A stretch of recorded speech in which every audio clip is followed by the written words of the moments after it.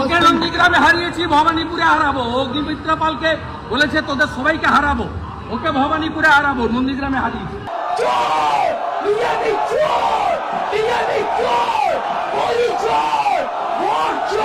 বড় চোর গোটা ভারতবর্ষ জানে, নিজে স্বীকার করেছে 1806 জনকে চাকরি দিয়েছে অবৈধ। বাংলার জনগণ আমাদেরকে পাঠিয়েছিলেন বিধানসভায়, আমরা আজকে স্বৈরাচারীকে 2.5 ঘন্টা বুঝিয়ে দিয়েছি।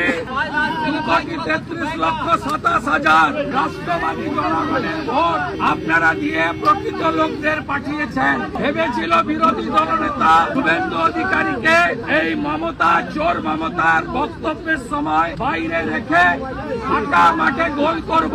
রোহিঙ্গা বাংলাদেশি মুসলমান তাদেরকে প্রোটেকশন দিয়ে বাংলা বাঙালির অস্মিতার কথা বলে ভাষার নামে এখানে আইপ্যাকের বুদ্ধিতে গোল করে দিয়ে চলে যাব।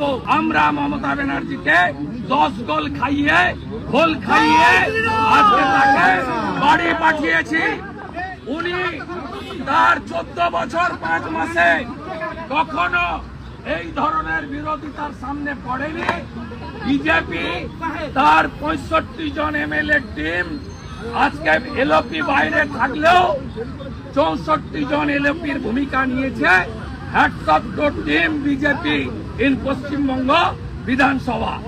আমি তাদের প্রতি কৃতজ্ঞতা জানাই এবং যে ভাষায় আজকে দেশ ভাগের জন্য বিজেপিকে দায়ী করে বিজেপির সম্পর্কে তার বিচারধারাকে আক্রমণ করেছে, শুধুমাত্র মুসলিম তোষণ করার জন্য বাংলাদেশ থেকে আসা অনুপ্রবেশকারী মুসলমান এবং রোহিঙ্গাদের বাঁচানোর জন্য আজকে তার নিন্দার ভাষা নেই।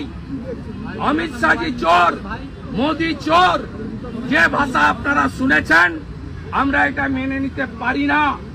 আমরা জগৎ প্রকাশ নাড্ডাজি বিজেপির ন্যাশনাল প্রেসিডেন্ট ফোন করে শঙ্কর ঘোষ, বঙ্কিম ঘোষ সকলের স্বাস্থ্যের খবর নিয়েছে, বলেছে লড়তে রহো। আমরা ন্যাশনাল বিজেপি যে আমাদেরকে পুরো সাপোর্ট দিচ্ছেন তার জন্য কৃতজ্ঞতা জ্ঞাপন করি। এবং মোদি একটি সারনেম, এই মোদি সারনেমের লোকেরা গোটা পৃথিবীতে আছে, গুজরাটে বেশি সংখ্যায় আছে, পশ্চিমবঙ্গেও আছে। আজকে তাদেরকে মোদি চোর বলা হয়েছে। মোদি চোর, এই মোদি চোর বলতে গিয়ে রাহুল গান্ধীর মেম্বারশিপ গেছিল আপনারা জানেন। আমি মোদি কমিউনিটির লোকেদেরকে বলবো মমতার বিরুদ্ধে বিএনএস এর অন্তর্গত যাতে এফআইআর করে এবং চোর মমতার বিরুদ্ধে লড়াই করে। চাকরি